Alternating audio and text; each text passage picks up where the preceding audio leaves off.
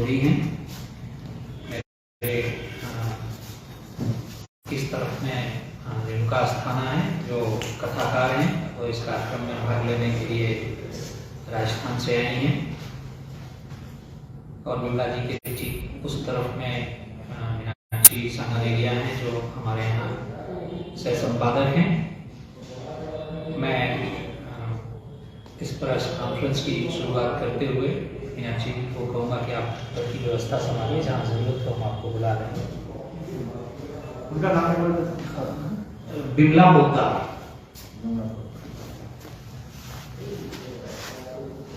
मित्रों, ये एक किताब आप देख रहे हैं, ये किताब प्रवासी साहित्य पर है और इस महीने के वागाफ पत्रिका में तंजानिया की लेखिका की एक कहानी छपी है, ओम की। और प्रवासी साहित्य धीरे धीरे साहित्य के केंद्र की तरफ आ रहा है, इसलिए परिषद ने और सभी नामक पत्रिका ने दोनों ने ये तय किया है कि प्रवासी साहित्य पर 2 दिवसीय एक सेमिनार आयोजित किया जाए। और इस सेमिनार की योजना के लिए पिछले 2-3 सप्ताह से हम लोग लगातार काम कर रहे हैं। ये कार्यक्रम 17 तारीख को 2 बजे होगा, जिसका उद्घाटन सत्र है, जिसमें भाग लेंगे 4 कॉलेज के प्रिंसिपल, 2 वीसी, एशियाटिक सोसाइटी के जनरल सेक्रेटरी हैं, वो रहेंगे श्री सत्यव्रत चक्रवर्ती जी, डॉक्टर शंभुनाथ जी यहाँ वागाफ पत्रिका के संपादक हैं, और कुलपति हिंदी विश्वविद्यालय हावड़ा दामोदर मिश्र, वैचारिकी पत्रिका के संपादक बाबूलाल शर्मा, कलकत्ता गर्ल्स कॉलेज की principal Satya Tiwari Upadhyay, Surendranath evening college के प्रिंसिपल जफर अली अखान, लाल बाबा कॉलेज के principal Sanjay Kumar Jaiswal, Bangabasi college evening के प्रिंसिपल संजीव चट्टोपाध्याय, और बगल में रानी बिरला गर्ल्स कॉलेज है जिसकी प्रिंसिपल श्रावंती भट्टाचार्य, ये उद्घाटन सत्र में रहेंगे। इस उद्घाटन सत्र को संबोधित करेंगी परिषद की अध्यक्ष आदरणीय कुसुम खेमानी जी। इस 2 दिन के प्रोग्राम की सबसे बड़ी खासियत यह है कि प्रवासी साहित्य कलकत्ता विश्वविद्यालय के सिलेबस में आ गया है, और इस सिलेबस के हिसाब से जो कहानियां चुनी गई हैं इस पुस्तक में, वो कहानियां संकलित हैं। कहानियां ही संकलित हैं, हर कहानी का जो रिव्यू है, समीक्षा है, वो भी इसके साथ दी गई है। इसकी तैयारी के सिलसिले में बिमला जी से बराबर फोन पर बातचीत हमारी होती रही है, और आश्चर्यजनक बात यह है कि इस प्रोग्राम में भाग लेने के लिए 5 विदेशी लेखकों ने अपनी स्वीकृति दी थी, जो भारत के हैं लेकिन विदेशों में रहते हैं। उनमें से सारे लोगों ने, जिनके आने की बात थी, उन सब लोगों ने अपने जो पेपर पढ़े जाने हैं वो हमें भेज दिए हैं। और माने जैसे ही वो भारत में आते हैं, कोई शादी के लिए बुला लेता है, कोई कहीं के लिए बुला लेता है, तो उनके पर्सनल जो समस्याएं हैं उसकी वजह से 1-2 लोगों ने कहा कि हम शायद न पहुंच पाए। और इसमें जिन लोगों के पेपर्स पढ़े जाने हैं, पेपर्स की जो प्रोसेस है, कहाँ से किस तरह से कलेक्ट हुए हैं, तो मैं रेणुका अस्थाना जी से आग्रह करूँगा कि वो कैसे कैसे पेपर हम लोग पढ़े जाने हैं और कब कैसे पढ़ा जाएगा, वो पेपर पर थोड़ी अपनी प्रकाश करें। जो बाहर के लेखक हैं उनका अलग अलग सत्रों में पेपर पढ़ा जाएगा, जिसमें देवी नागरानी न्यू जर्सी से हैं,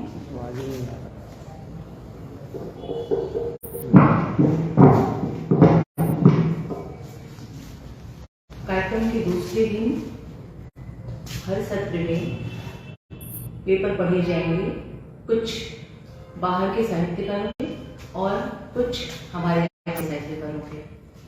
बाहर के साहित्यकारों में देवी नागरानी न्यू जर्सी से, डॉक्टर तेजेंद्र शर्मा यूके से, पूर्णिमा वर्मन जी शारजा से, तरुण कुमार जी लंदन से, एंजर और जय वर्मा जी लंदन से। यहाँ के जो वक्ता हैं वो हैं डॉक्टर इंदु सिंह, ऋषि कुमार जी, कार्तिक चौधरी जी, आशुतोष, रेणुका स्थाना, रेशमी पांडा मुखर्जी, राहुल शर्मा, पलासी विश्वास और दिव्या शर्मा, ये यहाँ के वक्ता हैं।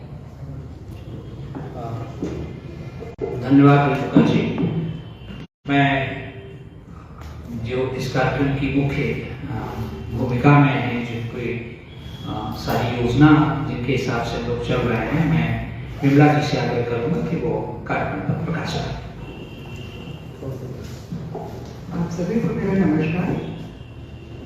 वैसे आप लोगों को गीतांशु जी से बता दिया है। इसको हटा करना तो नहीं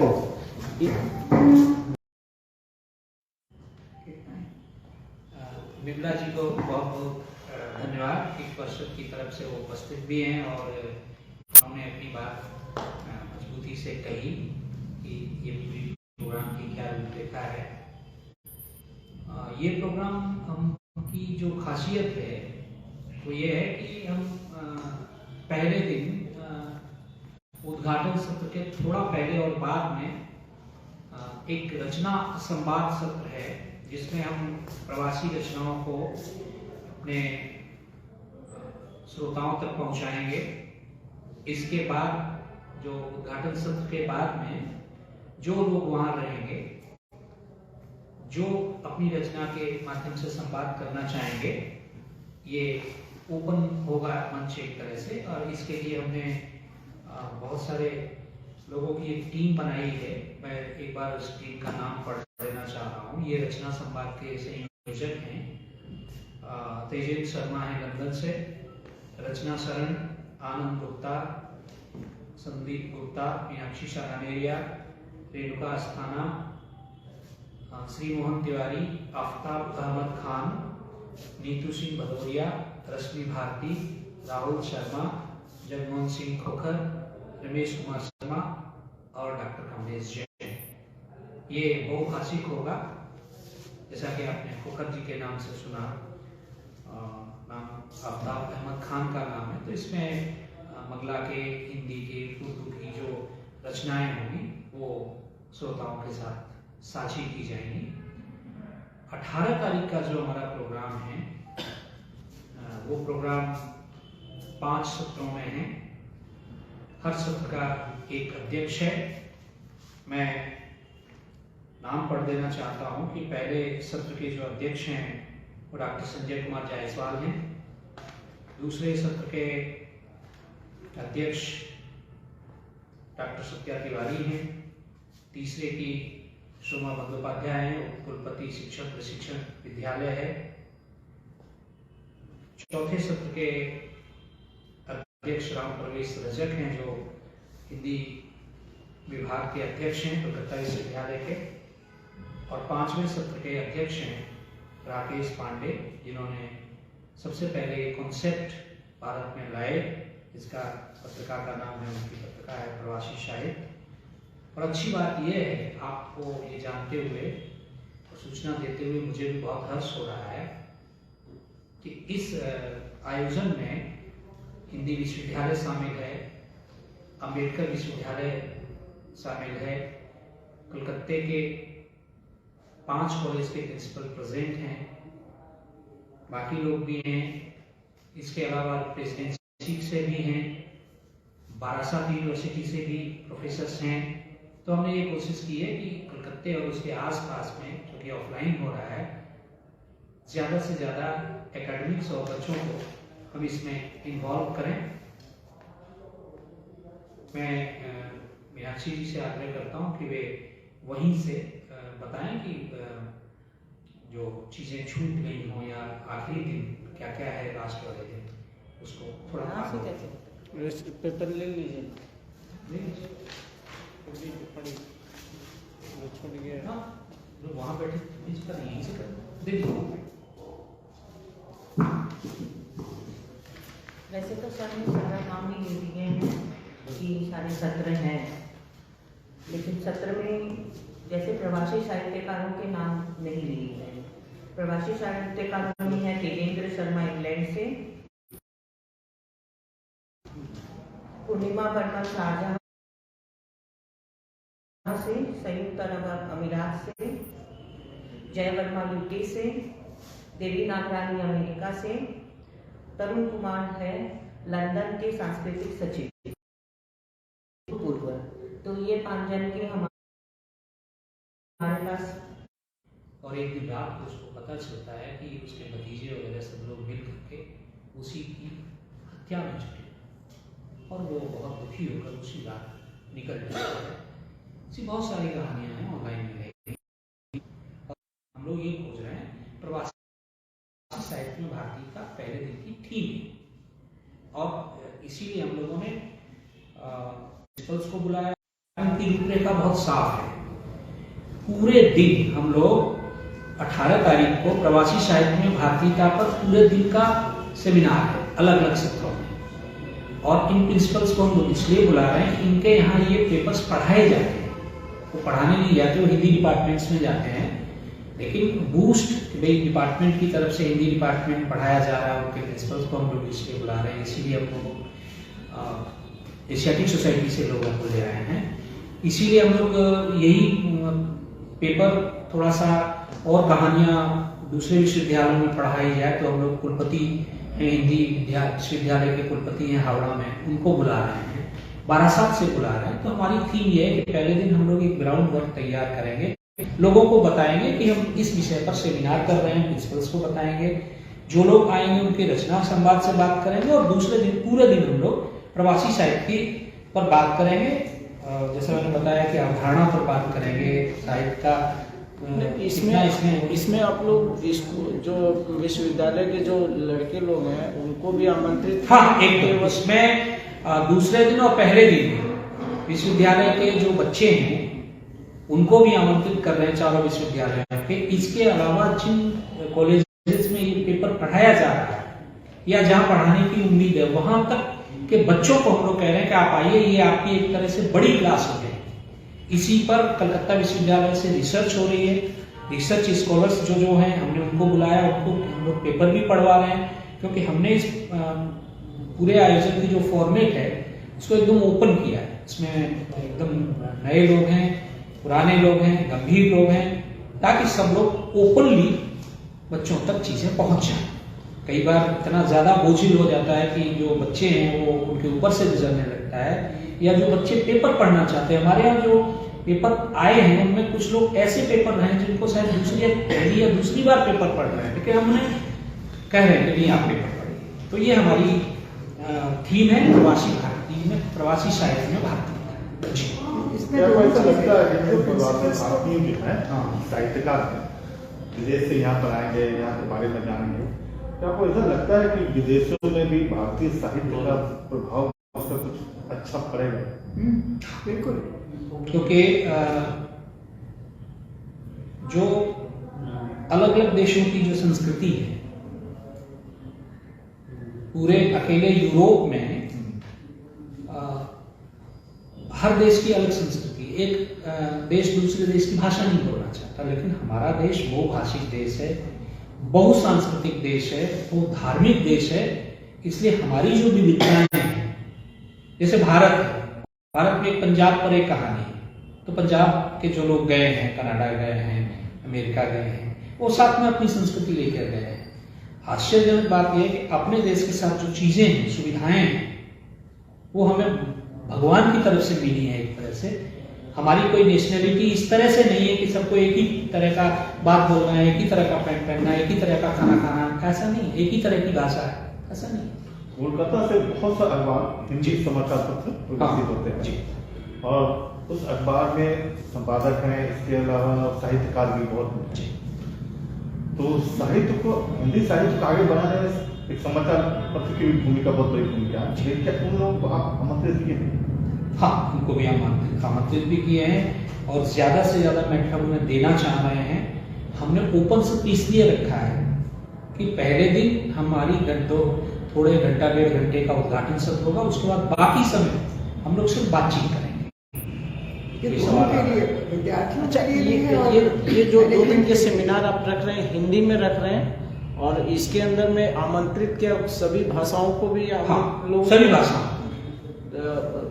तो उर्दू के साथ मिलकर नहीं, उर्दू भी है, बांग्ला भी है, पंजाबी भी है, हिंदी भी है, सभी भाषा इवन नेपाली भी है, क्योंकि नेपाली लोगों से हम लोगों ने संपर्क किया, वो भी रहेंगे। भारतीय भाषा परिषद नाम है, मतलब हम लोग सभी भाषाओं का सम्मान करते हैं और सभी अधिक से अधिक कराना भी चाहते हैं।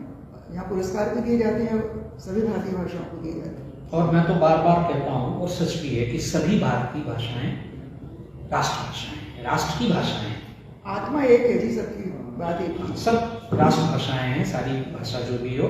और राष्ट्रभाषा का अगर कॉन्सेप्ट आप बड़े आश्चर्यजनक पढ़ेंगे कि आजादी के पहले पूरे देश में राष्ट्रभाषा के लिए जो राष्ट्रभाषा प्रचार समितियां बनी, साउथ में बनी, अब आश्चर्यजनक बात यह है कि उड़ीसा में, तमिलनाडु में, केरल में, कर्नाटक में ऐसे ऐसे लोग हैं जिनके नाम लिए जा सकते हैं, जो आइकॉन हैं, जो कंधे पर खादी और गांव जिन्होंने हिंदी बच्चों को जा जाके पढ़ाई है, अन्नादुराई से लेके कामराज तक। मैडम, यहाँ पर आपने सम्मान देने के लिए बोला, तो क्या सर्टिफिकेट वगैरह भी देंगे क्या आप लोग, जो मतलब विद्यार्थी यहाँ पर आके अपना रखेंगे तो उनको सर्टिफिकेट? हाँ, जो पेपर पढ़ेंगे, जो भाग लेंगे, जो संवाद सत्र में भाग लेंगे, सबको हम सर्टिफिकेट, क्योंकि आजकल देना उचित है कि उनकी फाइल अच्छी बन जाती है ना, कहीं इंटरव्यू के लिए और कुछ भी जाए।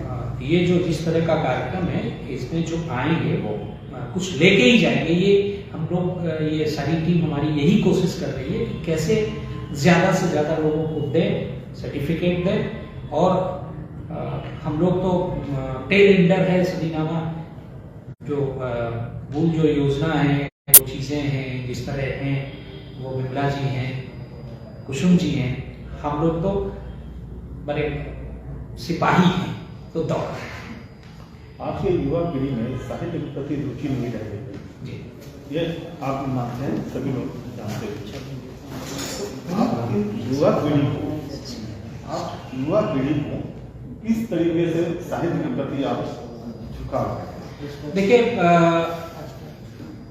जो कथा है, जो किस्सा गोई है, जो चमत्कार है, अचानक कोई पेड़ बोलने लगता है, अचानक कुर्सी चिल्लाने लगती है, ये जो रियली जो मिस्टिक चीजें हैं, वो कभी खत्म नहीं होती। मैंने 2 कहानी लिखी है, मेरे को किताब छपनी है, मुझे किताब बांटनी है। ये जो तत्काल फायदा उठाने वाले जो लोग हैं, उनकी वजह से साहित्य का नुकसान होता है। अच्छा साहित्य जब भी लिखा जा रहा है, पढ़ा जा रहा है। ये बात दूसरी है कि वो हो सकता है मोबाइल में पढ़ा जा रहा हो, फेसबुक में पढ़ा जा रहा हो, ट्विटर में पढ़ा जा रहा हो, अच्छी चीज हमेशा अच्छी है। और ये एक बात हम लोग मान कर चलते हैं कि जो स्कूल नहीं गया उसे भी पता है सच। ऐसा नहीं किया जा सकता कि भारतीय जो साहित्यकार हैं, उन लोगों को विदेशों में जाकर जो वहाँ के साहित्यकारों को लेकर संगोष्ठी करनी चाहिए। नहीं, मैं आपसे एकदम सहमत हूँ। विदेशियों की संगोष्ठी करनी चाहिए, मैं तो यहाँ तक भी सहमत हूँ। और हो सकता है देश में हम लोग ये करें कि क्यों नहीं कि हिंदी के 10 लोग 20 लोग तमिलनाडु के किसी गांव में जाएं, वहाँ की भाषा में बात करें, उनके साथ बात करें। तो जो लोग हाँक देते हैं, आप अपनी भाषा के लिए, अपने लोगों के लिए काम नहीं करेंगे और किसी बड़े राजनीतिक से उम्मीद करेंगे कि वो आपकी हर जादू की छड़ी से हर प्रॉब्लम सॉल्व कर देगा। बातचीत की प्रॉब्लम 2 लोगों के बीच में 2 ही लोग, साइलेंस 2 लोगों के बीच की चुप्पी 2 ही लोग तोड़ सकते हैं, तीसरा कोई नहीं तोड़ सकता। और ये संवाद बचा रहना बहुत जरूरी है। नहीं तो आप, हमारे बगल में श्रीलंका है जिसकी संस्कृति हमसे मिल रही है, हमारे बगल में बांग्लादेश है, हमारे देश में नेपाल है, पाकिस्तान है जहां आज तक लोकतंत्र ठीक से खड़ा नहीं हो पाया। ये सब हमारे बगल में ही है।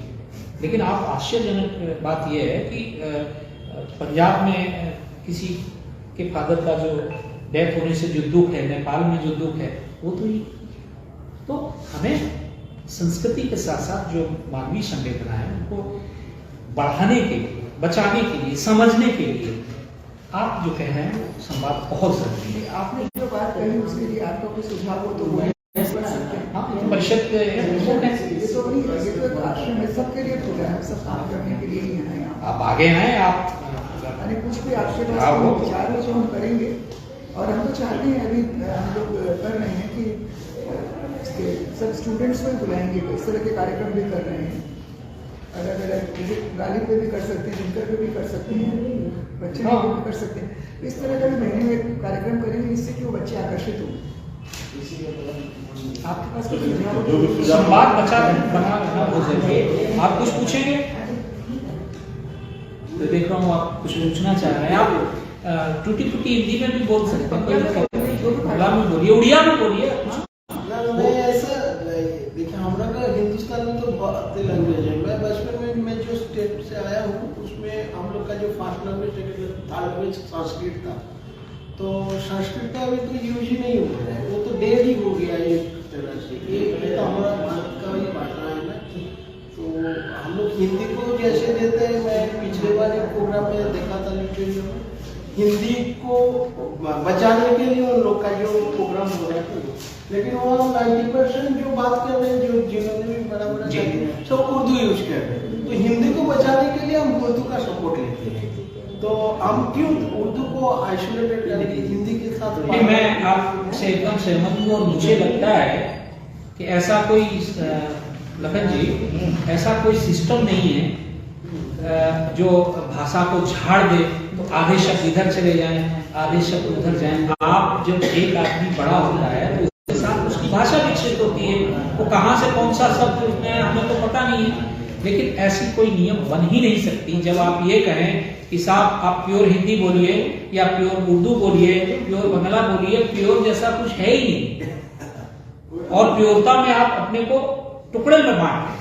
अगर आप प्योरता चिल्लाएंगे, शुद्धता इतनी ज्यादा कर देंगे कि आप संवाद नहीं कर पाए। हिंदी फिल्में बनती हैं, हिंदी फिल्म जिसको आप कहते हैं, हम सब कहते हैं, हम भी मानते हैं, उस हिंदी फिल्म में जो गाने हैं, जो गजलें हैं, जो संवाद हैं, अगर आप हिंदी राजभाषा वाले संवाद अगर फिल्म में डाल देंगे तो फिल्म का सर्टिफिकेट तो तुरंत मिल जाएगा राजभाषा में, लेकिन जनता रिजेक्ट कर देगी। और कोई भी नियम आदमी के दुख दर्द से बड़ा नहीं, आदमी के संवाद से बड़ा हो ही नहीं सकता। इसलिए कुछ लोगों को लगता है कि वो देखिए, कुछ लोगों को लगता है कि हम भाषा की शुद्धता कर देंगे, हम ये हटा देंगे, वो ऐसा नहीं कर सकते। सोचने के लिए आप स्वतंत्र हैं, और भाषा इतनी ताकतवर चीज है कि आप कभी सोचें कि जो बांग्ला हिंदी फिल्में बनती हैं वो मुंबई में बनती है। मुंबई के लोग क्या बोलते हैं? मराठी बोल रहे हैं। ये एक काइंड ऑफ बिजनेस फॉर्मेट है और कुछ नहीं। ठीक है, उन लोग की हिंदी स्पेशल हिंदी है, बॉम्बे लोग का अपन का। हाँ, तो वो मैंने जब वहाँ मुंबई का हीरो जब कहीं सड़क पर उतरता है तो वो थोड़ा ही राजभाषा बोलता है। बोल रहा हूँ कि हिंदी भाषा को लेकर आप जो बोल रहे हैं, 4 वर्ष कर रहे हैं, तो हिंदी भाषा का जो मतलब कि पूरा मेल अभी हम जाइए, इसमें बहुत सारे लोगों से फोन आया है, मैं नोट कर रहा हूँ। नहीं ठीक है, करवा दीजिए। मैं जस्ट दीदी बोले जो मेल स्वरूप बन रहा है, मतलब बहुत सारे जो भाषाएं हैं, जैसे आपका चीन हो गया, आपका उर्दू हो गया, आपका मतलब बहुत सारे जो अन्य राज्य हो गए या कंट्री हो गए, उन सभी भाषाओं को मिलकर एक तो हिंदी शब्द निकलता है, उच्चारण भी सही हो जाता है। उर्दू में भी हम उस पर काम होना चाहिए अच्छा से। तो इसको किस तरह से आप देख रहे हैं? अभी तक इस पे किसी ने कोई काम किया मुझे तो पता नहीं। परिषद बड़ी संस्था है, आपकी जो भी अच्छी चीजें हैं। यहाँ के जो अध्यक्ष हैं कुसुम जी खेमानी, डॉक्टर कुसुम खेमानी, उनके उपन्यासों में, कहानियों में बहुत सारे अलग अलग भाषाओं के शब्द आए और उन्होंने बहुत खूबसूरती से उन शब्दों को लिया है। मैंने प्रवाह भी बना रहा है हिंदी का, और जैसे बांग्ला से बहुत लिया है। अपने जो शब्द यूज करते हैं बलिदान, ठीक है ना, वो कहीं ना कहीं अगर आप बलि से जोड़ दूं तो बलि ने ऐसा कोई दान नहीं मांगा कि जहाँ पर हत्या हो जाए। हाँ, ठीक ही बात है। तो ये बलिदान क्यों यूज होता है? ये भी एक तो नहीं, ये तो सही सही तो मतलब रिसर्च करना होगा, वो अलग टॉपिक है, ये अलग और टॉपिक ऐसा है ना कि अभी जो स्थिति बन रही है, कई कई जगह लोग उसको बलि राजा से बलि से ही जोड़ देंगे और बलिदान भी कर देंगे, फिर बोलेंगे नहीं वो दूसरा बलिदान है। लेकिन भाषा अपने आप चलती है, भाषा हमारे आपके या किसी के कह देने से नहीं चलती। भाषा आप सड़क पर जाएंगे तो जो भाषा संवाद की आप वही बोलेंगे, और वो भाषा हमारी आपकी परवाह नहीं करती। ये हमें सौभाग्य मिलता है कि हम कहीं भाषा पर, कहीं शब्दों पर, कहीं प्रवासी साहित्य पर बात कर पाते हैं। ये तो पूरी प्रकृति है, हम लोग कहाँ हैं। लेकिन थोड़े बहुत काम होते हैं तो जो उसका मल्टीप्लिकेशन होता चला जाता है, एक बार थोड़ा हुआ, फिर थोड़ा हुआ, फिर थोड़ा हुआ, ऐसे ही लोग सीखते हैं। हम लोग तो तुरंत बड़े भी नहीं हो गए, और साहित्यिक समझ के लिए कोई स्कूल तो खुलता नहीं है। हमारी समझ है, मन है, हम बैठते हैं लोगों के साथ बात करते हैं, ठीक है, नहीं बात करते हैं तो अपने को खुद हीरो समझते हैं। हमारी भाषा बहुत ग्रेट है, हमारी भाषा क्लासिक है, हमारी भाषा उससे भी बेहतर है। भाषा आपकी केयर नहीं करती, चिंता नहीं करती, भाषा अपने हिसाब से चलती है। यहाँ पर आप आदिवासी भाषाओं को क्या प्राथमिकता? भाषाएं हैं, सभी भाषाएं राष्ट्रभाषाएं हैं। जिस देश के राष्ट्रपति की मातृभाषा संथाली हो तो आप संथाली की जगह देख रहे हैं, संथाली है, यहाँ भी है। और आपका एक बढ़िया सुझाव में मैंने नोट किया है कि अलग अलग भाषाओं के शब्दों पर कार्यशालाएं की जानी चाहिए। उसमें आदिवासी भाषाएं भी हैं, और कहने को तो जो नोट पर जो भाषाएं हैं ना, भाषाएं उससे कई गुना ज्यादा हैं। जैसे राजस्थानी को लेकर बीच बीच में कहते हैं कि राजस्थानी को 8वीं सूची में डाल लो, लेकिन भारतीय भाषा की जो दूसरी संस्थाएं हैं, जैसे साहित्य अकादमी है, उसमें राजस्थानी की किताबें छपती हैं, संथाली की किताबें छपती हैं, बोडो की किताबें छपती हैं। अपनी भाषा का इतना चमत्कार है कि मैं तो राजस्थान से हूँ। राजस्थान में हर दो मतलब हम लोग कोस बोलते हैं, और उसको किलोमीटर पकड़ लीजिए, भाषा का चलन बदलता है, कुछ उच्चारण बदलते हैं, लहजा बातचीत करने का तरीका वो बदलता है। आत्मा एक ही है, समझ में आ जाएगा, लेकिन भाषा तो चल रही है। भाषा का तो कोस पर पानी बदले, 3 कोस पर बानी। बस आप हनुमानगढ़ की जो भाषा है, रिंगस की जो भाषा है, वो शब्द अलग है, और हर भाषा की अपनी सुगंध है। अच्छा, और एक चीज ये बोल रहे हैं, जितने जो ज्यादातर जो साहित्यकार हैं, ज्यादातर साहित्यकार जो है यूपी, बिहार, उत्तर प्रदेश से जुड़े हुए हैं। तो क्या आप लोग जैसे मैथिली भाषा, जैसे बिहार की मैथिली भाषा, भोजपुरी भाषा, आदिवासी भाषा, क्या इन तीनों भाषाओं को, या इसके अलावा और भी कई भाषा हैं जिनको लोग एकदम दरकिनार करती हैं, क्या उन भाषाओं को आप लोग इस संगोष्ठी में जोड़ेंगे?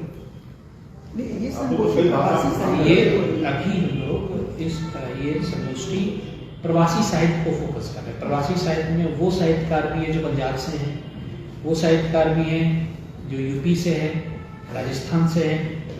तो ये जो सेमिनार है, ये बेसिकली प्रवासी साहित्य में भारतीयता की तलाश करना हुआ है। लेकिन बहुत अच्छा मौका है कि जो हम बात फोन पर या विमला जी से बोलते हैं, थोड़ा बहुत ओपन में आप लोग जो भी सुझाव है यहाँ सर दे सकते हैं। जी सर, हमने जैसे इस तरह इंडिया में हम 80% चाइनीज गुड्स अभी बिक्री हो रहे हैं। मैं भी चाइना में था तो चाइनीज मैंने सीखी है, तो वो लोग भी यहाँ चाहते हैं कि अब जैसे ट्रेडिंग कर रहे हैं, यहाँ पे आना चाहते हैं, तो थोड़ी सी अगर लैंग्वेज जानते हैं तो वो लोग बहुत खुशी होती है, और वो लोग बहुत ट्राई करते हैं, कोशिश करते हैं, बुक्स लाते हैं, ट्रांसलेट कर करके बोलते भी हैं, वो लोग को बहुत अच्छा लगता है। देखिए, जो आदमी चाइनीज सामान खरीद रहा है, वो चाइनीज जाने या न जाने, जो खरीद रहा है उसकी भाषा में जो विज्ञापन बनते हैं, बहुत सारे विदेशी सामान के विज्ञापन हम देखिए हिंदी में, क्या तुम क्लोजअप करते हो? नहीं, जो खरीद रहे हैं, जो बेच रहे हैं, उनको तो थोड़ा हाँ, जाना चाहता अरे है। वही तो बोल रहा हूँ मैं, उनको बेचना है हाँ, तो तो- उनको बेचना नहीं तो बेचने के लिए जो मेरी विज्ञापन मदर लैंग्वेज हिंदी में बताते हैं। यूज करेंगे ना, मेरी मदर लैंग्वेज हाँ। लोग चाहते हैं कि मैं अपनी मदर लैंग्वेज में बात करूं। अरे बात ही नहीं, वो विज्ञापन का बड़ा खर्चा जो है वो आपकी भाषा को देते हैं, क्योंकि चाइनीज का विज्ञापन तो आप देखेंगे नहीं, वो करते हैं। और भाषा से ज्यादा अगर आप भाषा को अर्थतंत्र से भी जोड़ देते हैं तो जो उपभोक्ता की जो भाषा है, बेचने वाला उसकी भाषा सीखता है। मेरी एक फ्रेंड अनुवाद करती थी, तो उसके घर में मैंने कितनी तरह की डिक्शनरी थी, मैंने वो कॉर्पोरेट का और वो कोई लॉ से रिलेटेड तो कोई बिजनेस से रिलेटेड, साहित्य से अलग अलग अलग। सुशील गुप्ता को जानती हूँ मैंने, तो अब नहीं है वो। सुशील गुप्ता के घर में इतनी तरह की डिक्शनरी थी, मैंने किसी के घर में नहीं देखी। और उनके यहाँ बैठने का भी सिस्टम बहुत बढ़िया था। हाँ, वो तो और उन्होंने बड़ा बहुत मैंने मेरी समझ में एक समय में हिंदी में बंगला से जो लिटरेचर गया है उसका मैक्सिमम महाश्वेता जी को तो सारा सुशील ने किया। विमल मिश्र भी किया है। ये बोल रहे हो जाए। हाँ, भाई आप लोगों की तरफ से अब मेरे हमारा हमें जो कहना था हमने कह दिया, बिमला जी ने जो कहना है, अब कहीं से जो सवाल आ रहे हैं, हो गया। क्योंकि बहुत सारे लोगों ने फोन किए मुझे कि सर प्रेस रिलीज भेज। सुनकर देखो, सुनकर देखो, सुनकर देखो जी। ममता राहुल मोदी बोले, लिखे जितेंद्र जी।